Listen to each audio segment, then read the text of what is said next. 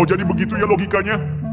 Begitu Hasan Nasbi mengundurkan diri, langsung digoreng seolah-olah Prabowo sedang membersihkan orang-orang Jokowi? Waduh, hebat juga imajinasi kalian. Kayak lagi nulis naskah sinetron politik murahan, penuh drama, minim fakta, padahal kenyataannya, narasi itu runtuh hanya dalam hitungan hari. Hasan balik lagi ke posisinya. Disambut langsung di rapat kabinet, dapat kode keras dari presiden. Tapi tetap aja, para penggoreng isu ini pura-pura nggak dengar. Kenapa? Karena kalau fakta yang bicara, dagangan fitnah mereka basi. Coba kita buka mata dan lihat dengan akal sehat jika masih punya. Hasan Nasbi itu bukan tokoh ecek-ecek. Dia bukan juru bicara yang muncul buat sekadar klarifikasi 2 kalimat. Dia itu arsitek komunikasi politik. Punya rekam jejak, punya kapasitas, dan yang paling penting, punya kepala dingin saat yang lain sibuk menggoreng kegaduhan. Nah, justru karena itulah dia jadi target. Bukan karena dia gagal, tapi karena dia terlalu berhasil. Para penyerang ini tahu betul, selagi Hasan masih berdiri di dalam lingkar kekuasaan Prabowo, maka manuver mereka akan selalu terbaca. Hasan bukan cuma paham komunikasi, dia juga tahu cara membaca arah serangan politik. Dan ini yang bikin para pemilik agenda gelap mulai panik. Mereka ingin istana kosong dari sosok seperti Hasan, yang bisa menjelaskan, bisa membantah, bisa menyerang balik dengan akurasi tinggi. Jadi jelas, serangan ke Hasan bukan sekadar personal. Ini bagian dari strategi besar. Lemahkan komunikasi, buat Presiden Prabowo tampak gagap, lalu cari celah untuk merusak legitimasi pemerintahan dari dalam. Dan ironisnya, mereka yang teriak paling keras soal demokrasi, justru yang paling lihai menyebar ilusi. Padahal apa yang dilakukan Prabowo? Menolak pengunduran diri Hasan, mengajak kembali masuk rapat kabinet, menyampaikan kode di forum formal. Tapi karena narasinya nggak cocok dengan agenda mereka, fakta itu diabaikan. Seolah-olah Presiden sedang main sandiwara. Lucu ya, kalau Hasan ditendang, mereka tepuk tangan. Tapi kalau Hasan dipertahankan, langsung bilang cuma pencitraan. Lah, maunya apa? Yang lebih lucu lagi, mereka mulai mengaitkan ini dengan Gibran, dengan matahari kembar, dengan segala teori konspirasi yang lebih cocok jadi skrip film ketimbang analisis politik. Padahal yang terjadi cuma satu hal. Presiden mempertahankan orang yang kompeten. Titik.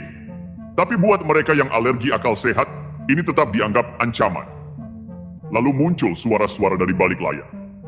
Tokoh-tokoh yang selama ini cuma muncul untuk menyiram bensin ke api. Ada yang minta PCO dibubarkan. Ada yang bilang ini tanda Prabowo mulai amputasi Jokowi. Ada pula yang sibuk menulis opini seakan-akan sudah tahu isi hati Presiden. Tapi satu pun tak mampu jawab satu pertanyaan sederhana. Kalau memang Hasan Nasbi itu beban, kenapa justru dipanggil balik? Kenapa diberi ruang kembali bicara? Kenapa Prabowo justru mengirim sinyal ke publik bahwa ia butuh Hasan di posisi itu? Mereka tak bisa jawab karena mereka memang tak ingin menjawab. Karena menjawab berarti mengakui narasi mereka hancur. Dan ini yang paling menggelikan, setelah semua kebohongan mereka terpental balik, mereka malah ngeles. Mulai main narasi baru. Ini strategi 2 kaki, Hasan hanya pion. Atau yang lebih konyol lagi, Prabowo sedang main sandiwara elit. Lah, kalau Presiden Prabowo dianggap main sandiwara, kalian itu siapa? Kritikus politik atau penonton sinetron sore? Gampang banget dibohongi sama imajinasi sendiri. Padahal, yang sedang terjadi justru sebaliknya. Prabowo menunjukkan konsekuensi kekuasaan. Kalau kamu orang yang tepat, kamu akan tetap dipakai. Kalau kamu punya nilai, kamu tetap dipertahankan. Meski kamu sempat goyah. Tapi ya itu tadi. Logika para penggoreng ini selalu dibolak-balik. Kalau Hasan dibiarkan mundur, mereka teriak pecat orang Jokowi. Tapi waktu Hasan ditarik balik, mereka teriak, ini bukti Prabowo takut. Semua opsi dianggap buruk. Semua keputusan dicurigai. Semua langkah dibenci. Jadi bukan soal kebijakan atau substansi, ini murni kebencian, buta, dingin, licik. Dan mari kita perjelas satu hal penting. Hasan Nasbi itu bukan sekadar orang Jokowi. Ia adalah aset bangsa. Ia pernah kerja bareng Jokowi, iya. Tapi hari ini ia kerja untuk negara di bawah Presiden Prabowo. Kenapa susah sekali mencerna hal sesederhana ini? Karena para penyebar isu ini hidup dari kabut. Kalau politik jernih, mereka mati gaya. Kalau publik tercerahkan, mereka kehilangan pasar. Jadi ya harus bikin gaduh terus. harus ada korban baru. Hari ini Hasan, besok siapa? Mereka bukan sekadar mengincar jabatan. Mereka mengincar kepercayaan publik. Mereka tahu kalau komunikasi publik di tangan orang sekelas Hasan, maka hoaks mereka akan hancur sebelum sempat menyebar. Makanya mereka keroyok. Tapi sayangnya, Hasan bukan tipe yang lari dari medan. Justru setelah digempur, dia balik lagi ke meja perang. Dengan mandat presiden. Dan itu menyakitkan buat mereka. Sakit sekali. Karena semua upaya menjatuhkan. Gagal. Semua framing media mentah. Semua narasi licik patah. Jadi jelas sekarang siapa yang sebenarnya takut. Bukan Prabowo, bukan Hasan, tapi kalian para penunggang isu. Karena kalian tahu kalau pemerintahan ini solid, kalian tak punya celah. Kalau kepercayaan publik tetap tinggi, kalian hanya bisa menggonggong di pinggir jalan, berharap ada 1-2 netizen tersesat yang percaya. Jadi ya silakan. Mau bikin narasi apapun, mau framing apapun, fakta tetap fakta. Dan publik sudah belajar membedakan antara kritik dan fitnah, antara oposisi dan pembenci, antara suara rakyat dan bisikan licik para penunggang narasi. Dan ini yang harus kita garis bawahi besar-besar. Pemerintahan Prabowo tak sedang sibuk meladeni ocehan sumbu pendek. Pemerintahan ini sedang bekerja, fokus, merancang masa depan. Bukan main adu status di Twitter. Bukan jualan narasi murahan di TikTok. Tapi merancang strategi pangan, energi, pertahanan.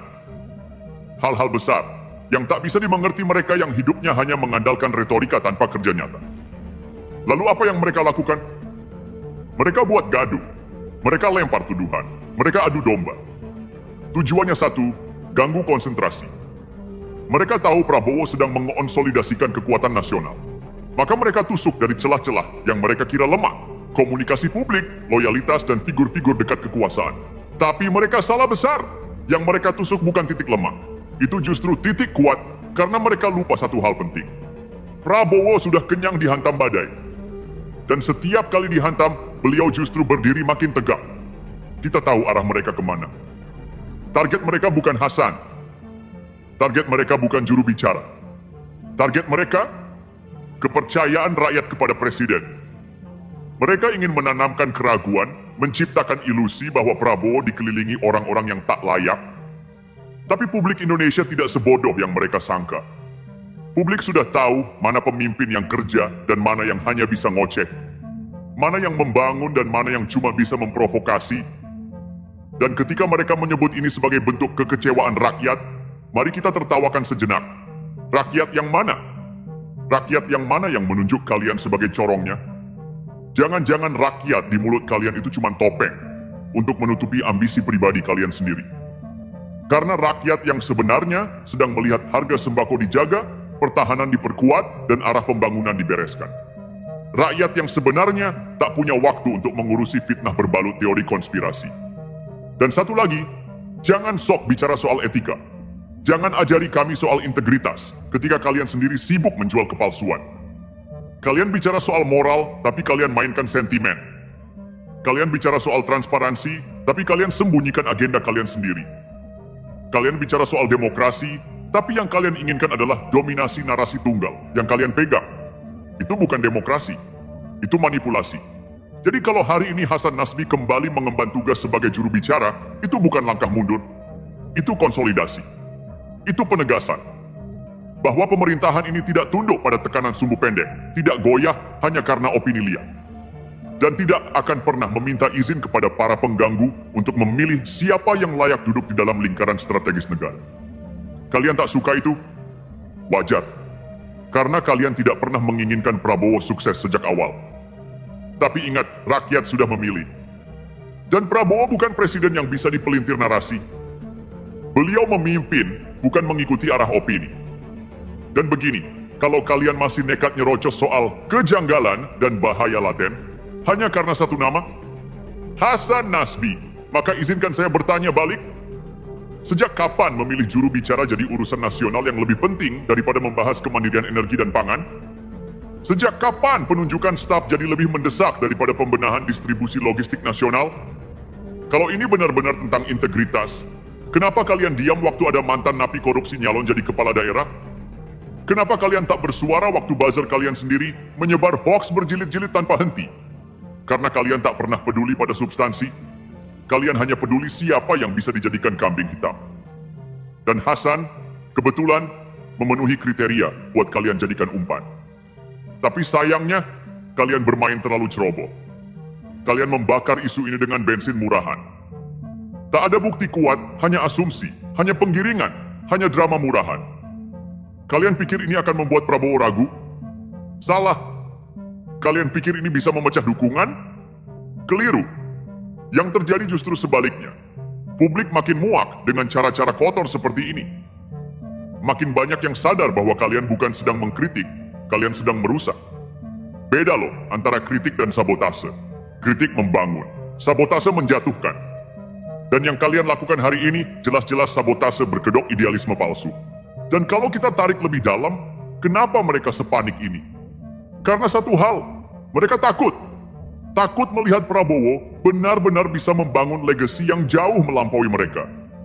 Mereka panik karena tahu kekuasaan yang dulu mereka anggap milik abadi kini mulai bergeser ke tangan yang benar-benar mau kerja. Yang bukan hanya pintar ngomong, tapi berani eksekusi. Yang tak lagi tunduk pada tekanan lembaga-lembaga tua yang hobi ngatur dari balik layar. Ini soal ketakutan lama yang meledak hari ini. Ketakutan mereka kehilangan kendali. Dan karena itulah mereka mencoba mengacak-acak barisan. Tapi sayangnya untuk mereka, barisan ini terlalu solid untuk ditembus isu receh. Kalian serang satu figur, sistem tetap jalan. Kalian lempar satu isu, program tetap lanjut. Karena yang dibangun Prabowo bukan sekadar pemerintahan, tapi momentum. Gerakan besar yang tidak bisa dipatahkan dengan gosip dan nyinyiran.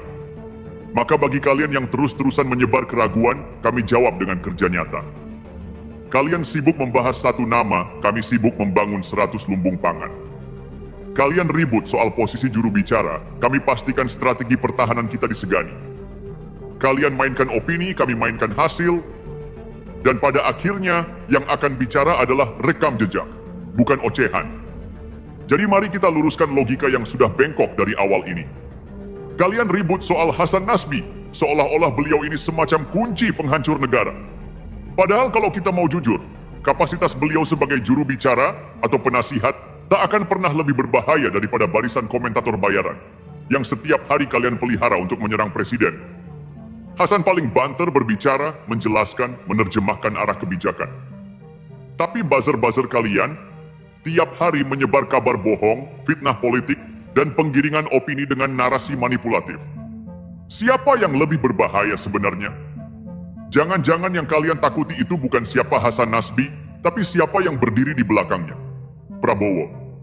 Karena dengan Hasan, suara Prabowo jadi semakin jelas. Dengan Hasan, strategi Prabowo bisa diterjemahkan ke publik tanpa harus melewati filter media yang suka motong-motong konteks. Dan itu yang kalian benci, keterbukaan. Kalian benci kalau rakyat mulai paham arah sebenarnya dari pemerintahan ini. Kalian takut kalau rakyat sadar bahwa yang dibangun Prabowo bukan cuma infrastruktur fisik, tapi infrastruktur keberanian. Keberanian buat bilang tidak pada tekanan asing. Keberanian buat mandiri dari jeratan importasi. Keberanian buat mengoreksi sistem lama yang selama ini kalian anggap status quo. Dan kehadiran Hasan hanyalah satu bagian kecil dari gerakan besar ini. Jadi kalau kalian merasa gerah, merasa gelisah, merasa tersingkir, ya jangan salahkan orang lain. Salahkan diri sendiri. Karena terlalu lama kalian menikmati sistem yang tidak pernah kalian benahi. Terlalu lama kalian bermain di panggung kekuasaan tanpa hasil nyata. Dan kini, ketika panggung itu berubah jadi arena kerja keras, kalian justru ingin menggagalkannya dengan cara paling keji, merusak kepercayaan publik lewat fitnah personal. Kita tahu taktik ini, kita tahu pola mainnya. Mulai dari serang orang dekat, tabur isu, angkat ulang potongan-potongan lama, lalu framing seolah pemerintahan dalam bahaya. Tapi tahukah kalian apa yang tak kalian perhitungkan? Rakyat sudah makin pintar. Sudah terlalu banyak akal-akalan yang terkuak. Dan kepercayaan yang dulu bisa kalian mainkan sesuka hati, sekarang sudah jadi barang mahal. Mau kalian seret isu ini sampai ke langit ke-7 pun, tetap tak akan mengubah satu hal. Pemerintah ini akan tetap jalan. Dan kalian hanya akan tercatat sebagai bagian dari mereka yang mencoba menghalangi dan gagal. Silakan duduk tenang dan tarik napas dalam-dalam karena bagian ini mungkin terasa panas di telinga para penggoreng isu murahan. Kalian bicara soal moral, soal etika, soal rekam jejak Hasan Nasbi, seolah-olah kalian sendiri adalah dewan etik surgawi. Padahal, kalau rekam jejak dibongkar habis, banyak dari kalian yang tak akan sanggup menatap cermin. Ada yang pernah jadi bagian rezim gagal, ada yang ikut menumpuk utang tanpa hasil, ada yang sibuk menggoreng isu agama untuk politik jangka pendek. Tapi anehnya, sekarang merasa pantas mengatur siapa yang boleh dekat dengan presiden. Pertanyaannya sederhana. Kalian itu peduli sama negara atau cuma sakit hati karena tak dapat jatah? Sebab kalau benar kalian peduli bangsa, fokus kalian seharusnya ke arah pembangunan. Ke arah transformasi ekonomi yang sedang dikejar mati-matian. Ke arah kemandirian pangan dan pertahanan yang sedang dibenahi. Tapi tidak, kalian justru sibuk cari celah, cari potongan video, potongan kata buat dijadikan peluru politik. Sambil berharap publik lupa siapa kalian sebenarnya. Tapi sayangnya, rakyat sekarang tak mudah disetir seperti dulu. Dan inilah yang menyakitkan buat kalian. Prabowo bukan hanya presiden. Dia simbol dari perubahan yang kalian tak mampu bendung. Prabowo adalah bukti bahwa seseorang bisa berdiri tegak meski diludahi berkali-kali, dijatuhkan, difitnah, tapi tetap kembali lebih kuat dan akhirnya memimpin. Jadi kalian pikir Prabowo akan tersandung hanya karena satu nama yang kalian serang habis-habisan? Kalian pikir Hasan Nasbi akan menjadi celah untuk menjatuhkan fondasi kekuasaan yang dibangun dari legitimasi rakyat? Salah besar. Prabowo sudah kenyang menghadapi permainan kalian sejak 1998. Sudah biasa dihina, dipelintir, dipojokkan, tapi tetap berdiri, tetap kuat. Dan kali ini beliau memimpin dari posisi tertinggi. Dan publik, semakin banyak yang muak dengan pola serang-menyerang tanpa substansi. Semakin banyak yang melihat bahwa serangan terhadap Hasan ini bukan soal negara, bukan soal demokrasi, tapi soal ambisi yang tak kesampaian. Bukan karena Hasan tak layak, tapi karena kalian tak tahan melihat Prabowo dikelilingi orang-orang yang paham arah zaman. Jadi teruskan saja drama kalian. Tapi ketahuilah, makin kalian serang tanpa logika, makin kuat publik melihat siapa yang benar-benar bekerja dan siapa yang cuma bisa teriak dari pinggir lapangan. Maka begini, kita tutup saja kebisingan ini dengan satu kalimat yang sederhana tapi mematikan. Yang panik itu bukan karena Hasan Nasbi masuk lingkar kekuasaan. Yang panik itu karena cermin mulai pecah saat menampilkan wajah mereka sendiri. Kita tahu permainan ini. Polanya itu-itu saja. Goreng satu nama, lempar ke publik, main framing, lalu berharap muncul badai. Tapi sayangnya badai itu justru kembali ke arah mereka yang meniupkan angin. Pemerintahan Prabowo tidak dibangun dari opini Twitter. Pemerintahan ini dibangun dari kehendak rakyat dan kebutuhan real bangsa untuk melompat lebih tinggi. Dan kalau kalian pikir satu dua nama bisa menggoyang fondasi ini, kalian benar-benar salah baca zaman. Rakyat sudah bosan dengan sandiwara politik picisan. Rakyat butuh pemimpin, bukan pengamat gaduh yang kerjanya hanya mengamplifikasi kebencian. Jadi cukup sudah, kalau masih mau bicara, datang dengan data, bukan dengan dendam. Kalau masih mau mengkritik, kritisi kebijakan, bukan cari-cari siapa yang duduk di balik meja. Dan kalau masih juga tidak tahan lihat Indonesia bangkit, mungkin sudah waktunya kalian istirahat dari panggung. Karena bangsa ini sedang bergerak. Dan mereka yang cuma bisa ribut di pinggir jalan, akan segera ditinggal jauh ke belakang. Karena sejarah pada akhirnya hanya mencatat mereka yang bekerja, bukan mereka yang berisik.